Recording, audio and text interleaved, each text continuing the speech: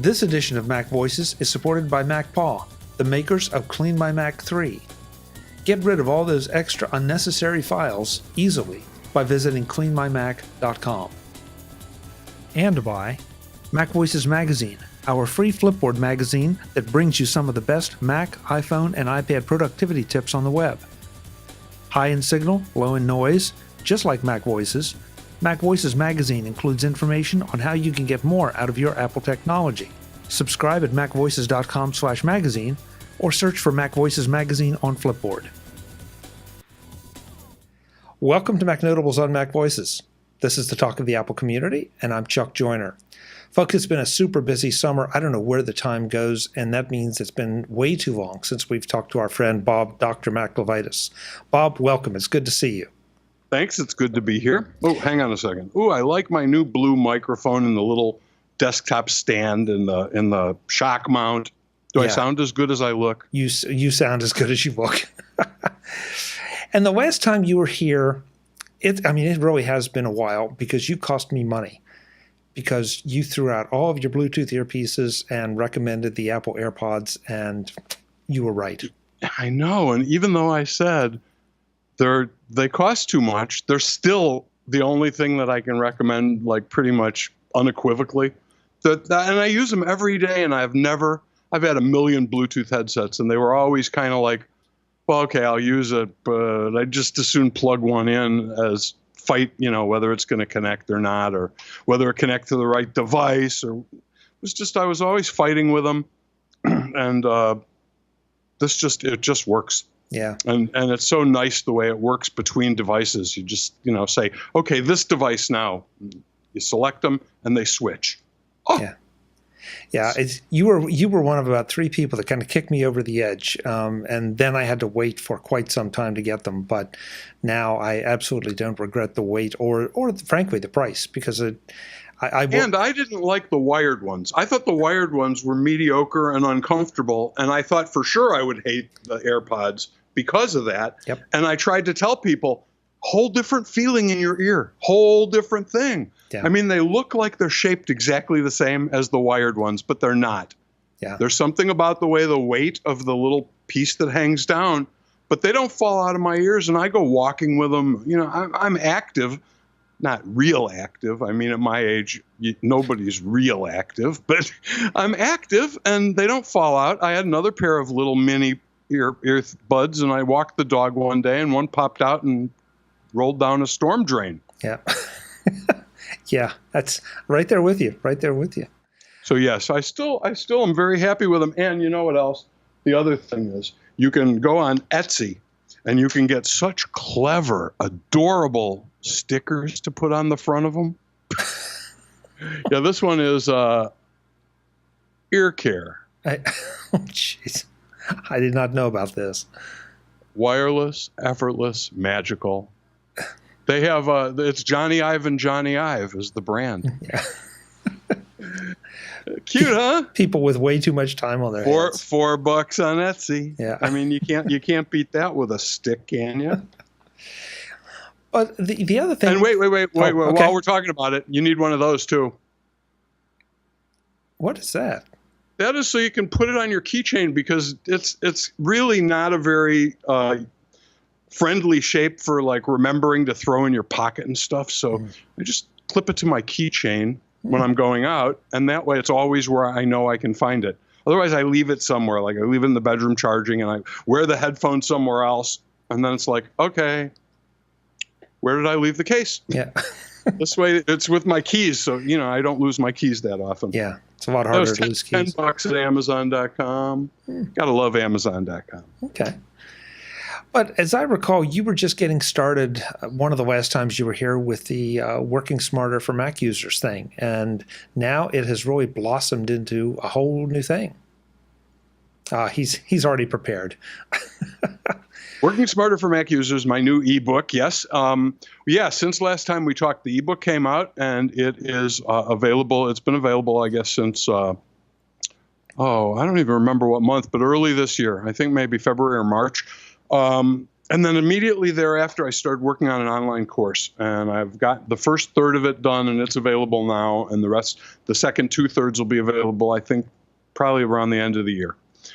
The whole working smarter thing has just taken off. It's funny when you start something like that, when you do a book that you're going to self-promote, you have to ask yourself, am I in love with the subject matter?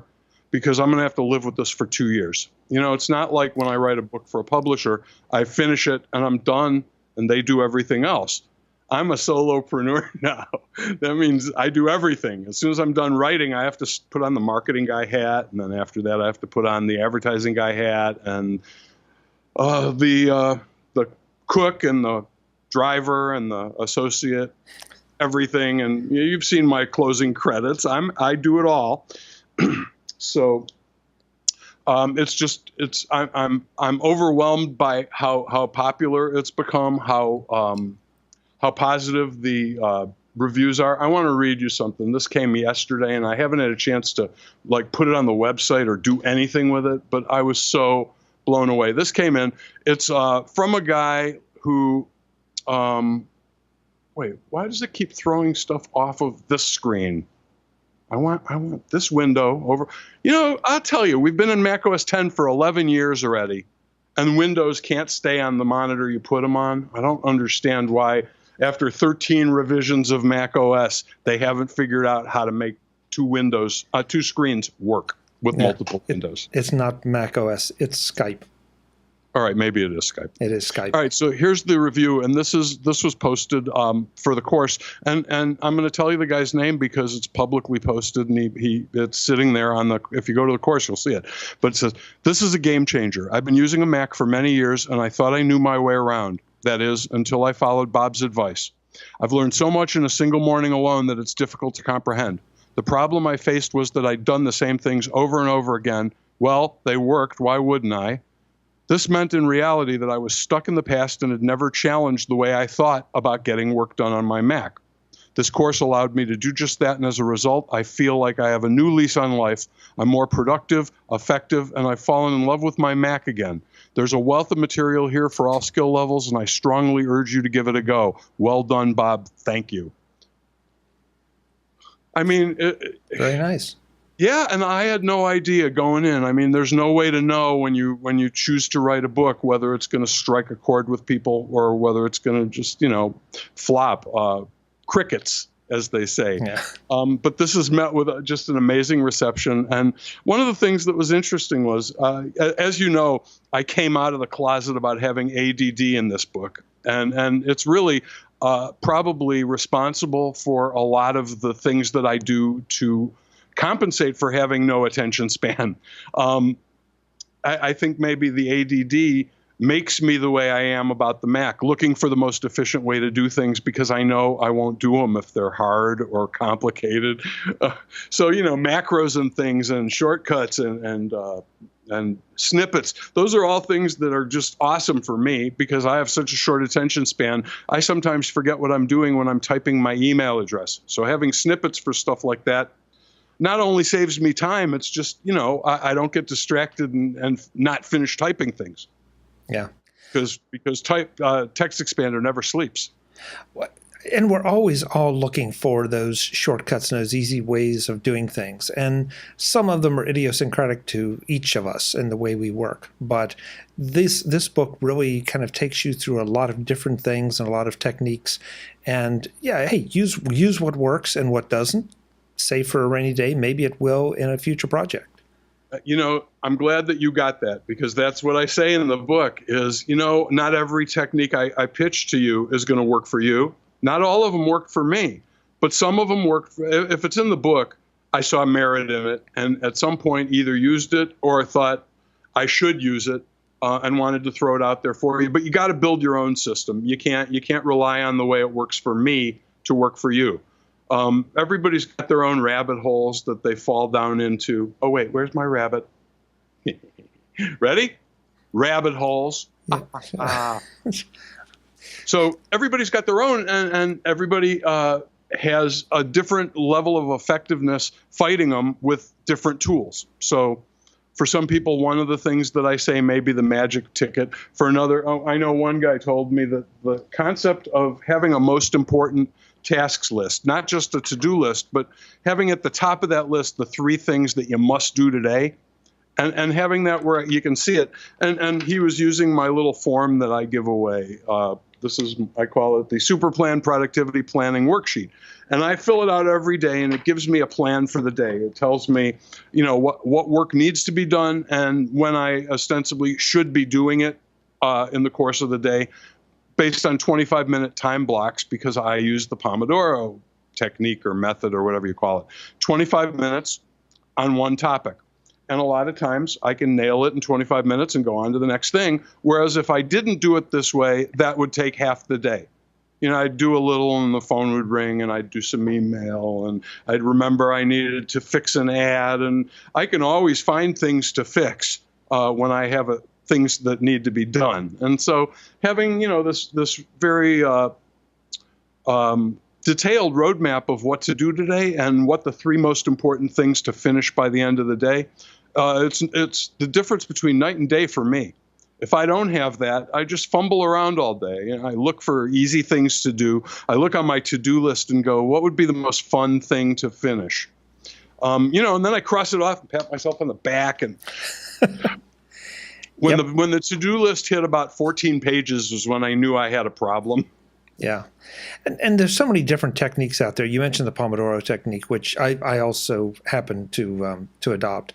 But I know a while back I started, long before you did the Working Smarter for Mac users, I did a technique that said, just 5 things. Just put down 5 things and get those done tomorrow.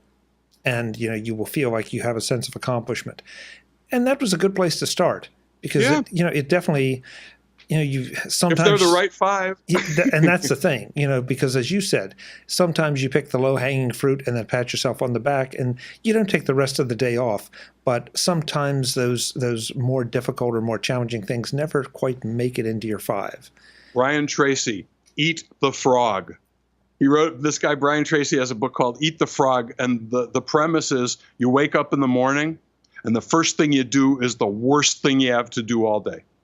Why? Because once you eat the frog for breakfast, the rest of the day isn't going to be so bad. It's a kind of an interesting philosophy, but I sometimes take it into account. And if I see that there's something on my list that I'm not looking forward to doing that has to be done, and has to be done well, I do it early in the day, because the later it gets, the less likely I am to want to go do something I'm not really into. So if I get up in the morning and make it the first thing I really pay attention to, usually I can get it off my plate before I go, oh, I hate doing it. There's all kinds of stuff like paying the bills. It's just, 25 minutes of utter boredom. So I do it first thing in the morning. Otherwise, I'll wait until late afternoon and then get busy doing real work. And, it'll go 2 or 3 days before, okay, now I have to. Right. Yeah. Actually, one of my tips for people like me is I've automated all the payments. Almost all of them are automatic payment now. The bills go into my bank and they write a check for me and balance my checkbook for me. All this stuff is out there. It's just a matter of finding the time to take advantage of it, setting it up, and then, occasionally, sure, you need to monitor it. You can't just, throw caution to the wind. But at the same time, it cuts way down on how much time you spend on those tasks. Well, I'm gonna pay a pile of bills every month anyway, right? And that means I'm either gonna go to the website of my bank and use their auto pay, or I'm gonna use software like iBank or whatever they call it, Banktivity, whatever. I don't know what it's called now, but something like that. I don't even use that stuff anymore because my bank has better software than people used to sell me. But more than that, they make it really convenient for you to say, when my phone bill comes, just pay it. And they send you an email and alert you. And of course, every month I've got this pile of bills. I go to my checking account online and look to see that they got paid. And then I shred them. That's way faster than typing in the amounts and, doing all that stuff I used to do in Quicken. Yep, right there with you. No question. So, I'm all about the shortcuts. Faster is better. One of my mottos. What's a motto? Nothing. What's the matter with you? Just kidding. No, one of my mottos is I like to say that I will teach you how to do more work in less time so you have more time for things you love. That's almost like my elevator pitch. I can show you how to do more work in less time so you have more time for things you love. And when you think about it, doesn't everybody want more like time to do things they like and get done with the work part that much faster? I don't know how you could argue that wouldn't be a good thing. No. But the problem is that so many techniques promise this, and so many techniques have a learning curve, and so many techniques require you to think like them. That's the thing. They're so rigid. Yeah. They want you to do it exactly their way or it won't work. And that's the problem with all the software. All this to-do list software, the things and the GTDs and all of that, the OmniFocus, it's all do it this way or it won't work for you. And it's complicated. And then it's like, okay, so this takes me half an hour a day. How is that good? I spend a half hour rearranging all this stuff and trying to tag everything just so. And I spend more time trying to manage my tasks than doing them. And I every time I get frustrated, you read these great reviews about how it revolutionized time management. And by the way, there's no such thing as time management. You can't manage time. Time is time. 1,440 minutes a day. It goes by at that rate every day. No matter what you do, you can't manage it. You can manage how you use it, maybe, or how you utilize those 1,440 minutes, but you can't manage time. Time management is a misnomer. It's an oxymoron. Today's edition of MacVoices is supported by Clean My Mac 3 by MacPaw. Clean My Mac 3 finds and gets rid of all those files that really shouldn't still be on your Mac, especially as you make the move to the new version of macOS, High Sierra. Files like old caches, app leftovers, hidden files, mail attachments that you've forgotten about, all sorts of other files that you probably have but don't know you have. With a few Clean My Mac 3 clicks, they all go away, making your Mac faster and better, all ready for that new operating system upgrade. Clean out iTunes files that are old or outdated, including old iOS device backups, incomplete downloads, and more.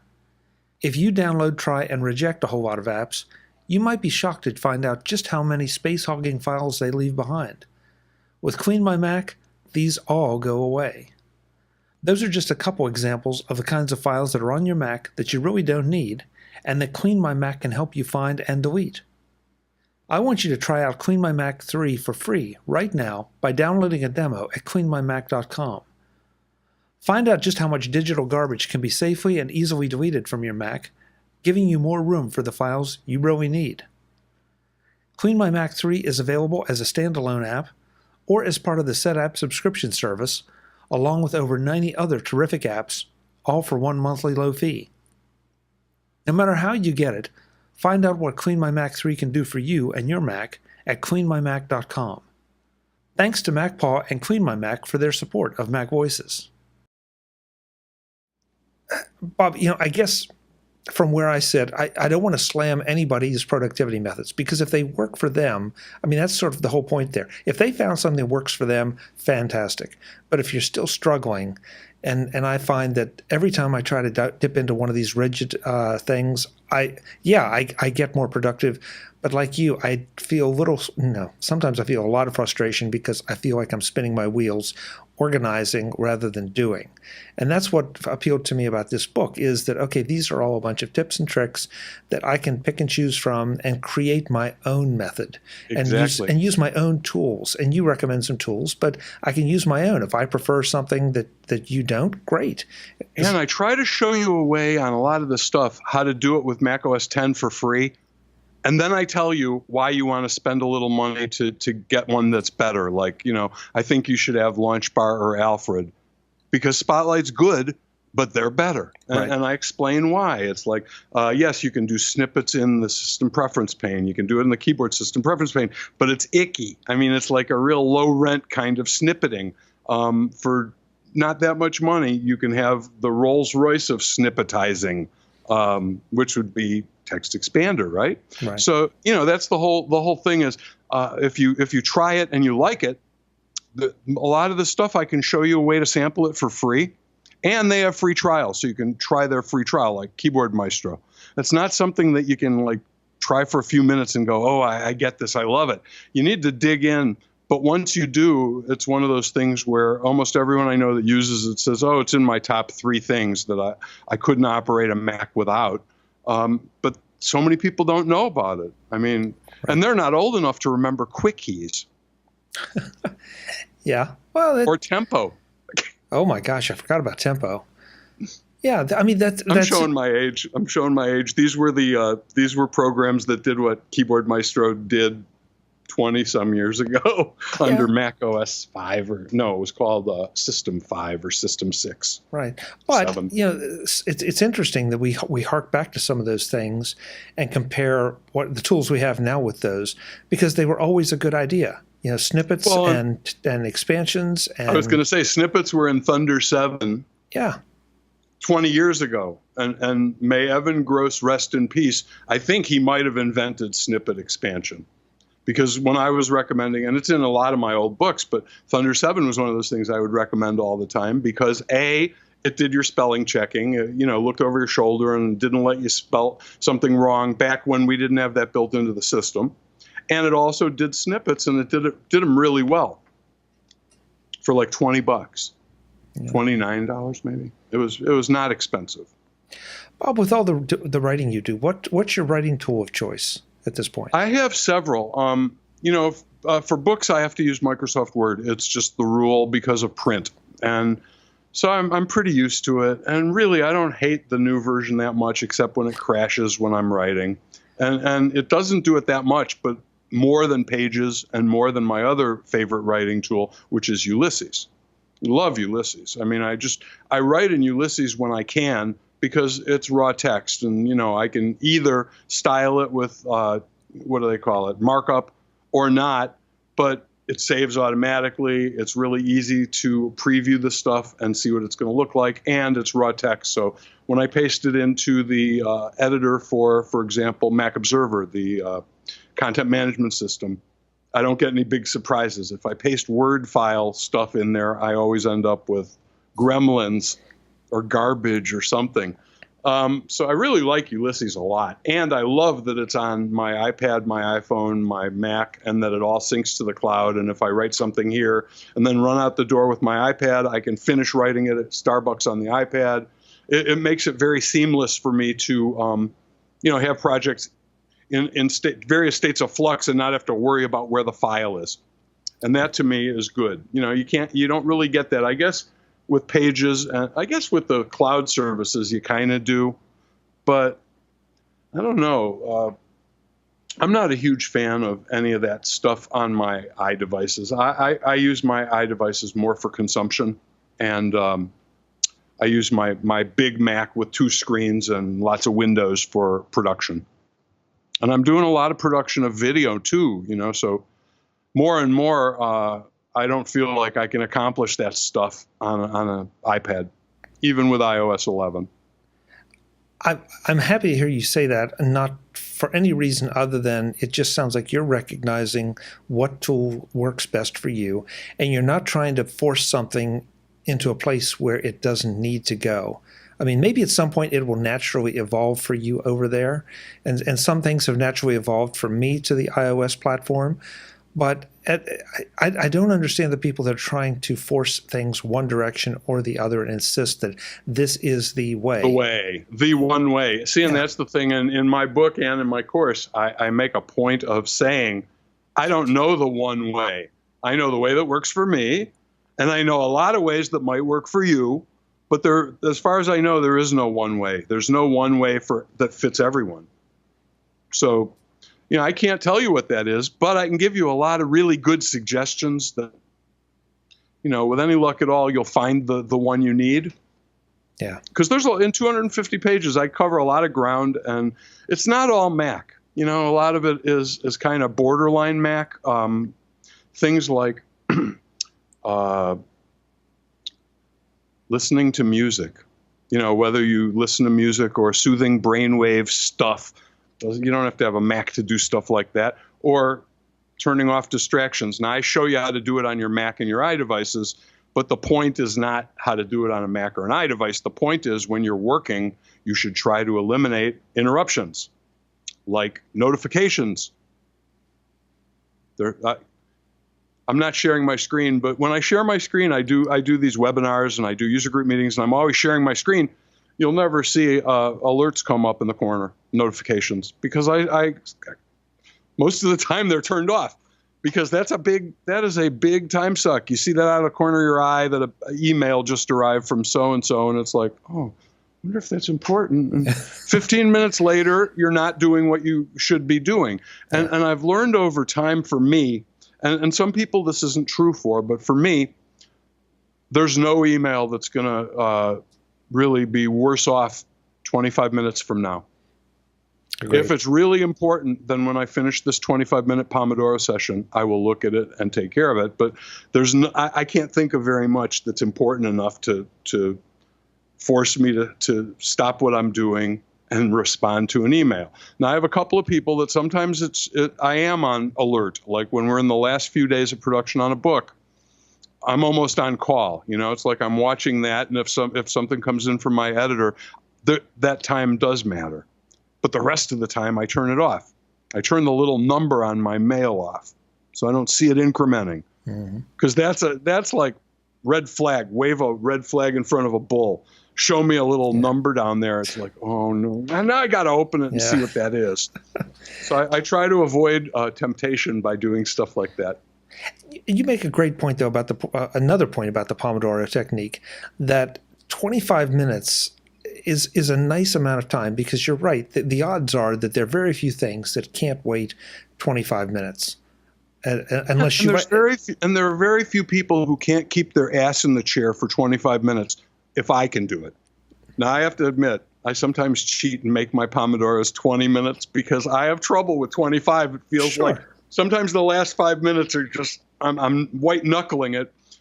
And when that happens, I adjust it down to 20 and try to do one more during the day so I even it out.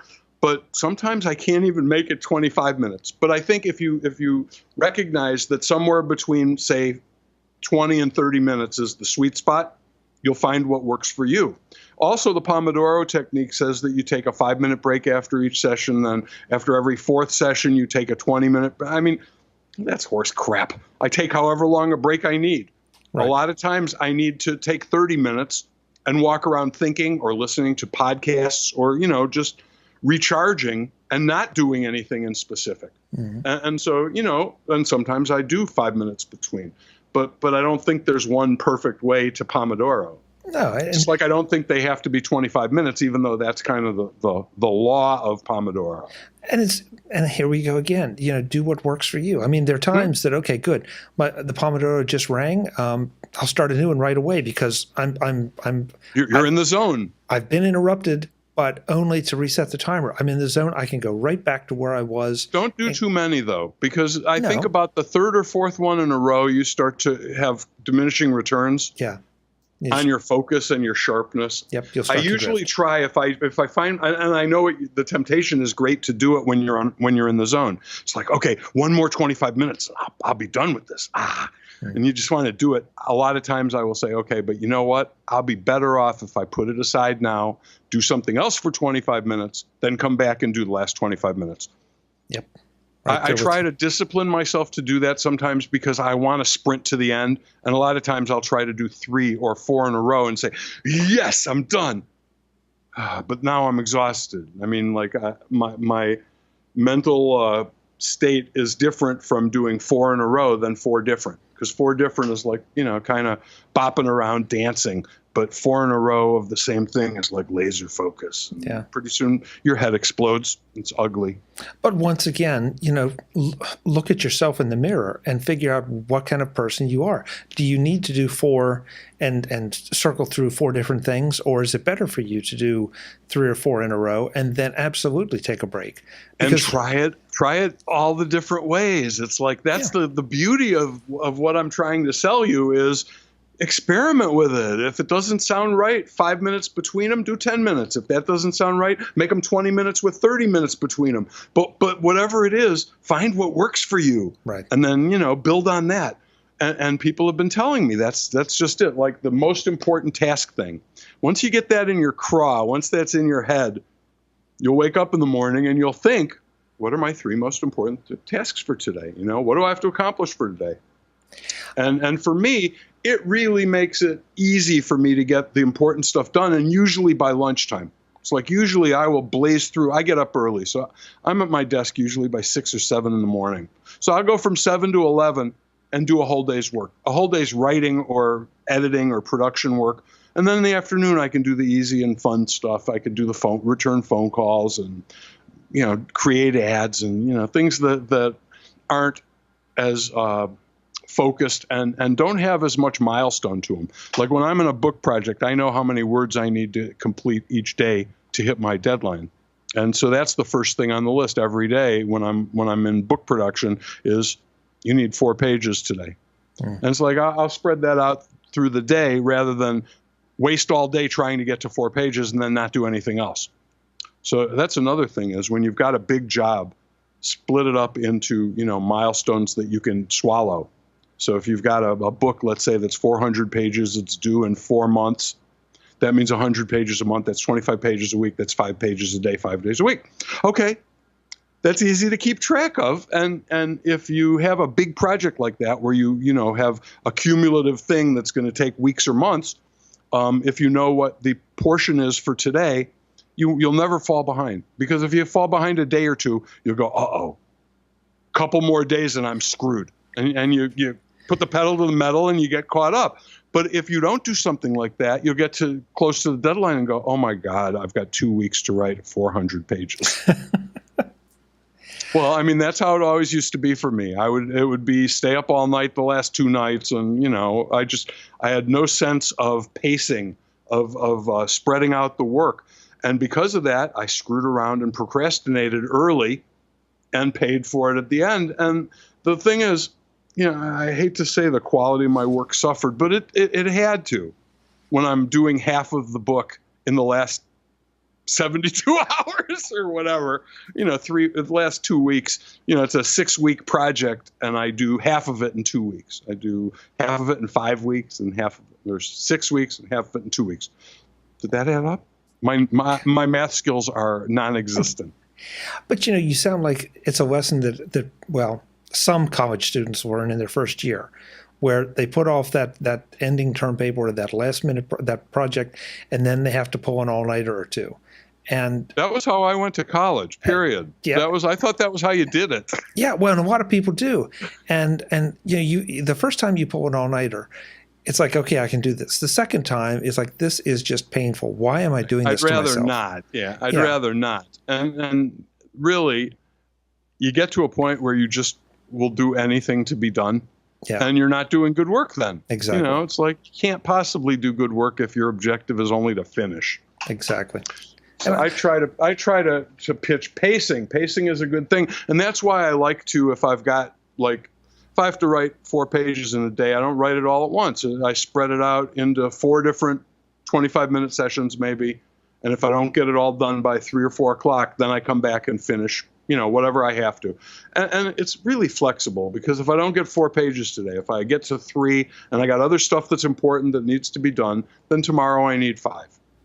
I could do that. You know, I can keep track of that. And 5 isn't that much harder than 4. Sure. More screenshots. Yeah. Somehow we got way off on productivity, but it was absolutely great. But I definitely wanted to get your thoughts on as we move into iOS 11 and eventually hear High Sierra.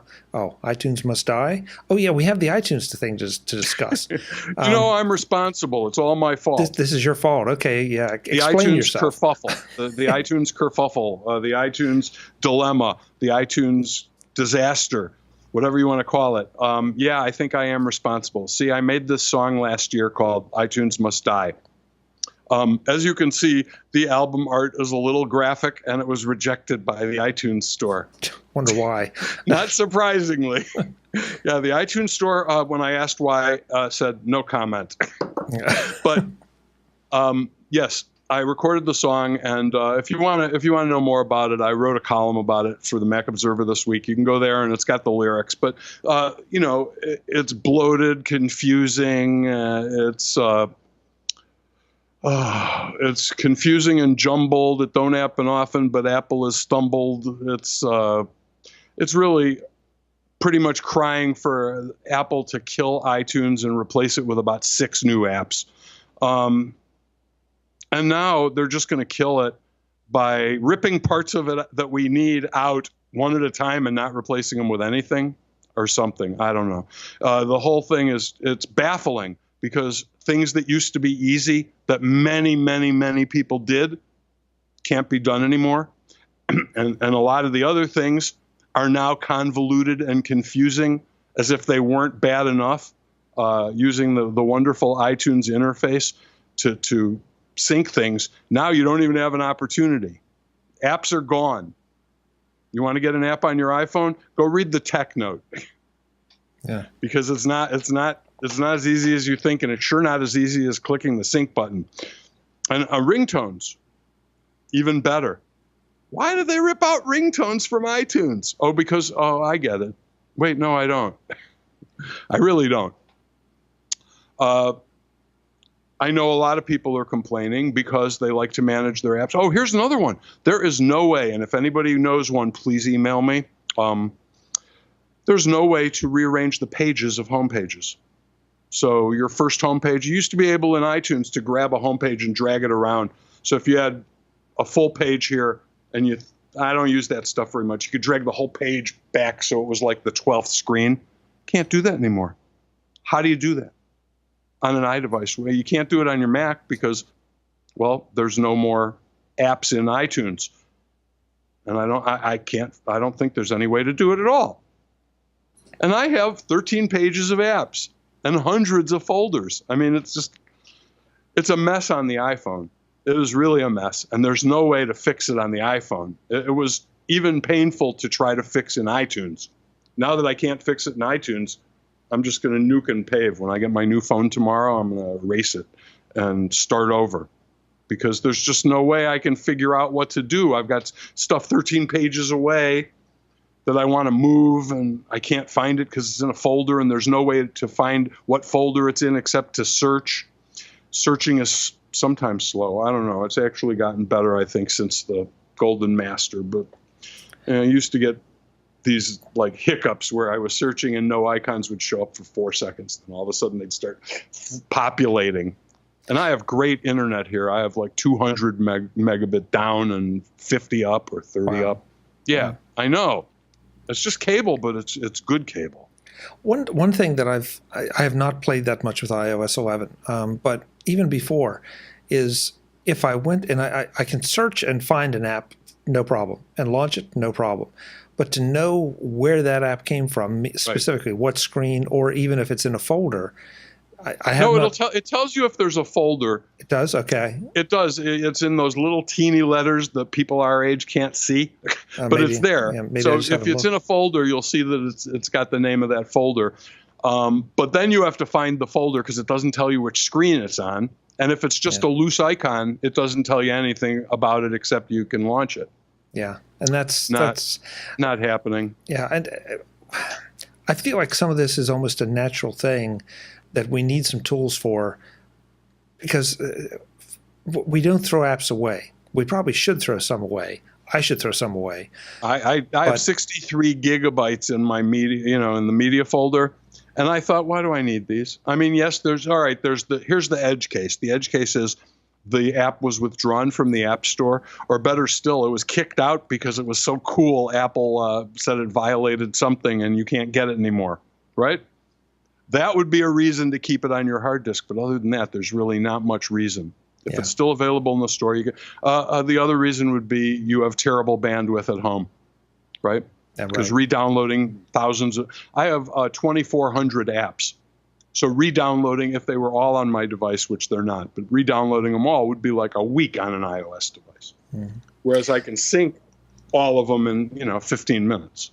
Bob, do you think and this is pure speculation, but do you think this has anything to do with the fact that now the 32-bit apps are going to be gone and no longer, they won't run on iOS 11? And I mean, part of me says that wouldn't make a lot of sense, at least from where I sit, that I can figure out. But I do have to wonder, because now I fully anticipate that I will want to go through my iPhone and iPad and determine what apps run and don't run. Well, you'll know, because when you launch them, it'll say this app will not run anymore. Right. Oh, exactly. But So then I remove them, but it's pretty tedious. I mean, in iTunes, you probably could have figured out a way to have a column that said 16-bit or 32-bit, so you could sort by that and then delete them. Here, you just have to wait till you try to open one and it tells you I don't work anymore. And then you can get rid of it one at a time. I have 2,400 apps. Don't judge me.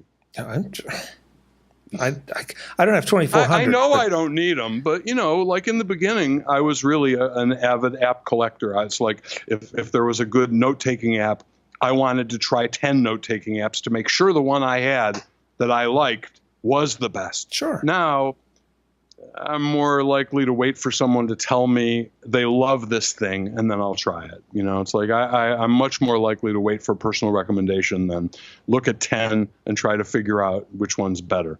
Yeah.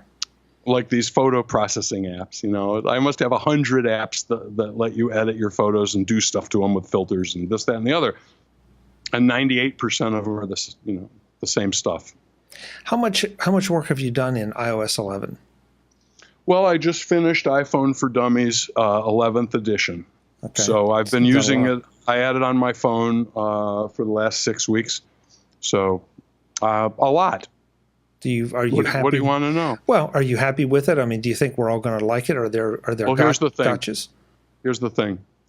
See, when I'm writing these books, because the first few betas of iOS are usually not something I would want to run on the phone that I run my business off of.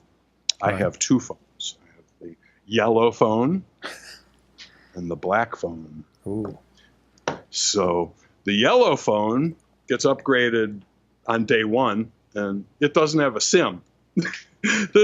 I put the SIM in when I need to make a call or try phone stuff, but for the most part, it's just to run iOS and look at everything and use it.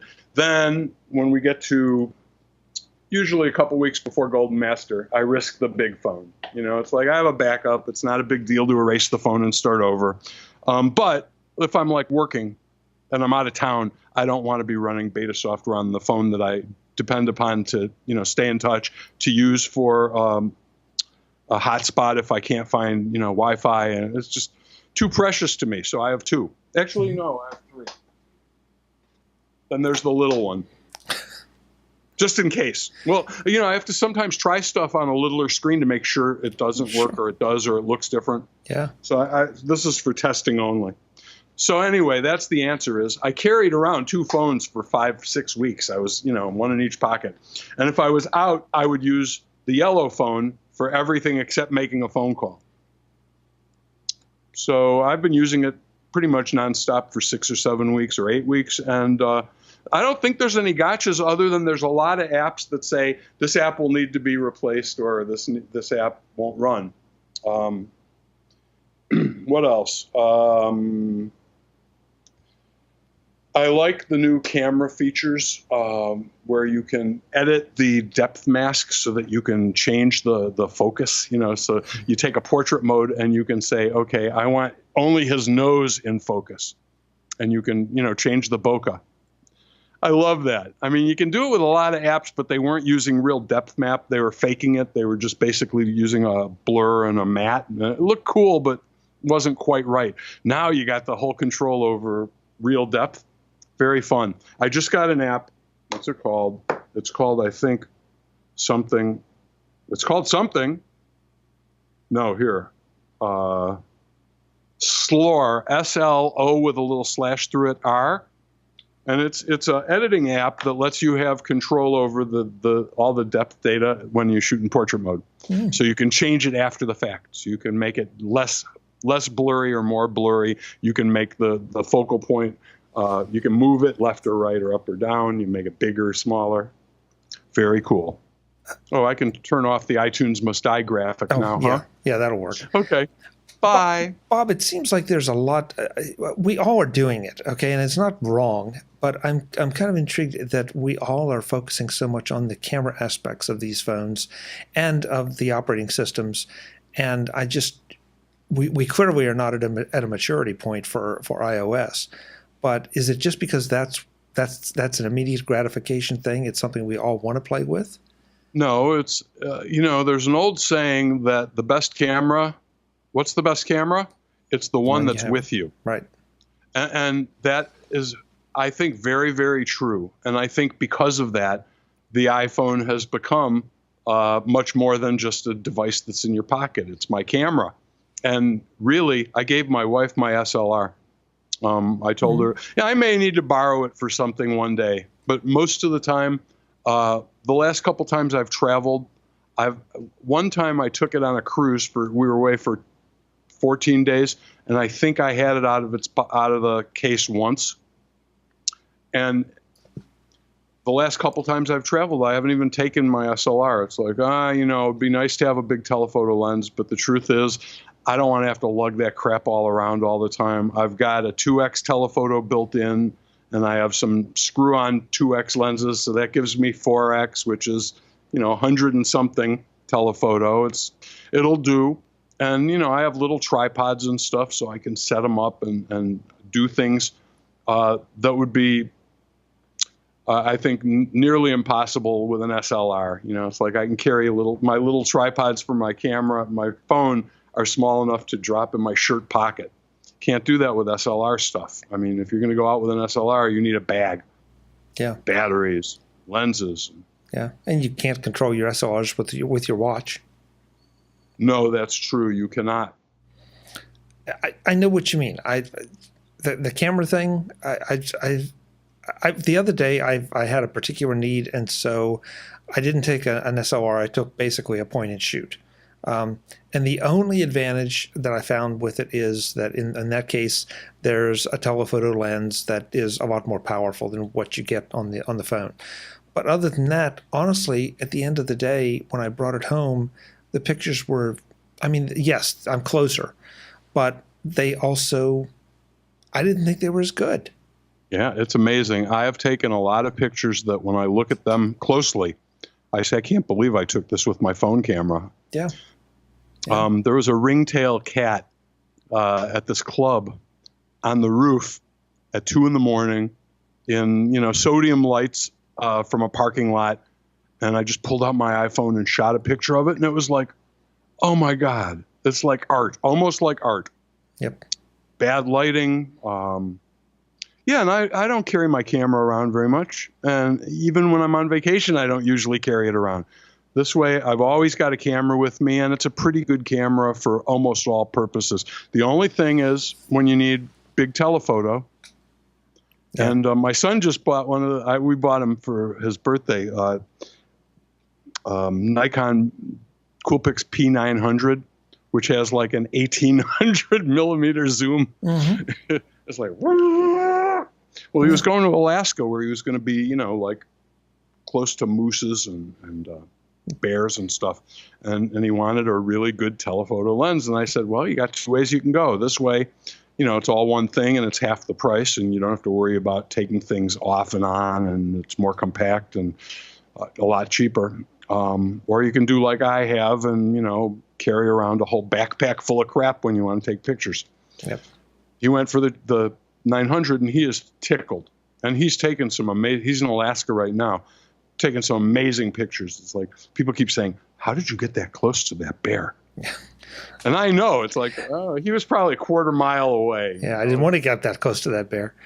Yeah, you're right. The one though fallacy with telephotos is you either have to have a tripod or a darn steady hand. They are very sensitive to shake and blur. Yeah. And the longer they are, the worse it gets. So for him, he knows, and he's got a tripod that he uses for when he's going to try to use the longest of lenses on it. He'll put it on the tripod because really you can't hand hold it and get a good shot of something at 900x zoom, right, or whatever it is. Right. But if you've got that key. He just got a really nice tripod, and he's taken some really nice pictures. Yeah. And I don't know about you. Now, we're all over the place here today, but this is fun. Something I found with when I'm using not the iPhone is even a monopod. can help a lot. And in fact, I bought him a monopod also. I said, you know what? You really need this more than a tripod, because when you're out hiking, you don't want a tripod. You just want something you can steady it. And then I taught him how to push it against any right angle, so against a wall or something, or a tree. So this is how you brace yourself if you're going to shoot and you're out and you don't have anything to put it on, and you're trying to zoom way out. Here's how to isolate the camera from shake by pushing it against a tree or. Yep. He's learning. He's learning. We all do. He called me up today and he was, so how do I do a really long exposure? The Aurora Borealis is out tonight, but I tried shooting it at 1 second and it's just black. I said, you need to keep that shutter open 6, 7, 8 seconds. He said, I can't figure out how to do that. So I went and downloaded the manual, searched it because it's a PDF, found the answer, texted it back to him in about 2 minutes. He said, how did you do that? I have the manual here. I've been looking for hours. I said, well, mine was searchable, kid. Yeah. Makes a difference. Oh, he cracked up. He's like, why did I think of that? So how about High Sierra? High Sierra's coming pretty darn quick now. What are your thoughts? My thoughts are the same as always, which is don't upgrade until the point release comes along. Not because I think there's anything in it that's odious or scary or likely to break, but it is going to upgrade your disk formatting scheme if you've got an SSD. I've done it a few times on a couple of machines and I haven't had any problems. I know a lot of people who have done it and not had any problems. I'm not anticipating many problems, but when you do that, you're doing brain surgery on an awake patient. And so you got to figure that's a delicate thing, and some of them are going to go wrong. And so, of course, the usual recommendations apply. Back up, wait for the point release if you can, scan the internet after it comes out, and read everything you can before you pull the trigger, because there might just be a killer shortcoming. And once you pull the trigger, it's very difficult to move back. It's doable, but it's not convenient or easy, and you won't be happy. So, and also, I think it's fair to say if you rely on an old version of Office or Adobe software, you're going to be very disappointed because it won't work. Only the latest versions really are supported, and this isn't one of those ones where they say it's not supported, but it works. I'm pretty sure they're not going to work. So, if you're using Office 2011, you're definitely going to have problems. And if you're using Office 2008, well, I don't know if that even worked in Sierra, but, if you're using something that old, this could be a very problematic thing. Roaringapps.com is where they maintain a, crowdsourced list of apps and what runs. And they've already started their High Sierra list. And, if you're curious about whether your main axe is going to work after you upgrade, you might want to roaringapps.com. You might want to check that out. They're usually pretty accurate. Bob, so many people have different strategies for how to upgrade and what to do. And of course, I'm with you. Back up, then back up, then back up again. But still, my favorite is, and I realize it means you got to go through the process twice, but I like to clone a drive, boot from that drive, and upgrade that drive and see what happens. Yeah. Now, and then if everything is good, you clone that back onto your main machine in a week or two. Right. Or just that way you're good, or just keep using that as your boot disk. But I would clone it back to my what I usually do is I save the old one. So I will clone when it's time to do the upgrade on this machine. I've upgraded all the machines except my main one that I'm using for production. When the final release comes out, I'll upgrade this machine. But before I do, I will stash away a clone right before I upgrade. I will clone and put that clone offline, not connected to anything, just in case. Yeah. Then I'll upgrade my regular every night clone so that my internal disk remains Sierra, and it will for a week or two until I'm sure that everything is good. Right. Then I'll clone that disk back onto there and go ahead with my nightly clones the other way after that. But I've got 5 backups of everything. I've got Backblaze, I've got copies in the bank vault. I do carbon copy cloners every night of all my important files and folders. I might change my name to Dr. Redundancy. I'm so big on redundancy. Yeah. Well, the only trouble this time, or not trouble, but the only issue right now with my strategy is that if you are upgrading that clone that's on an external drive, as I you're not going to get the upgrade to the file system because it only happens on SSDs now. Right. It used to be it happened on SSDs and hybrids, but they pulled the hybrid thing right before it shipped. Yeah. But I don't know if you have an external SSD. I do. So what happens then? So I think it would change. This is it. It's there's a 120 gigabyte SSD, and so this is what I use for this kind of things. Actually, this one's too small for my current system folder, but you get the point. You can buy these, and it's just USB. Install on that. I don't know if it's gonna. I think it is. I think if it sees that it's a real SSD, it's going to try to convert it to APFS, AFP, whatever. Apple. Yeah, Apple APFS, Apple File System. Yeah.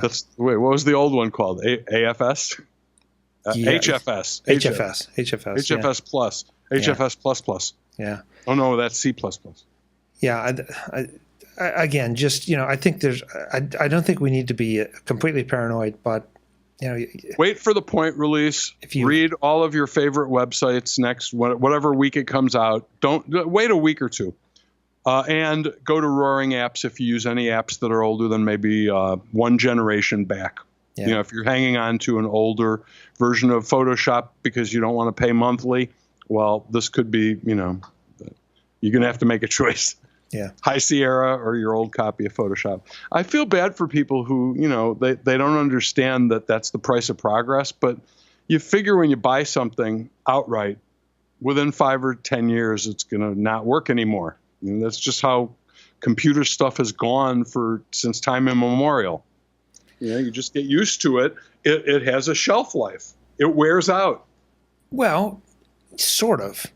Okay. Operating systems change and developers don't update and, stuff happens. But, I constantly make this point and nobody wants to hear it, but I'm right. That, if you have a Mac that Photoshop X, whatever it was, ran on, you could freeze it. You could just, no more updates, no more upgrades. Photoshop people do. People in audio and video do it all the time. Exactly. They don't update. Sometimes they don't upgrade for 6 months or a year. And in some cases, they skip 2, 3, 4 operating systems because they have a stable system that works perfectly. And the upgrade will probably break it. Yep. And so people who are doing video editing, people who are doing, Pro Tools stuff, they're very hesitant to do these upgrades. People who do Now, here's the thing, though. With video, I'm not hesitant at all because I do all my video in Final Cut Pro, and I am positive Apple's not going to release a new version of the operating system that breaks my video editing because it's their video editing. But if I was using an Avid system, I'd probably be using El Capitan right now. Right. Well, and let's be fair, Apple did exactly that. Apple Final Cut 7, they broke it completely when they threw away the old architecture. But right. I have to say now, although I screamed and moaned and cried when they did it, and I was miserable, and I said, where's this feature, where's that feature, how can you call it Pro without that and this and the other?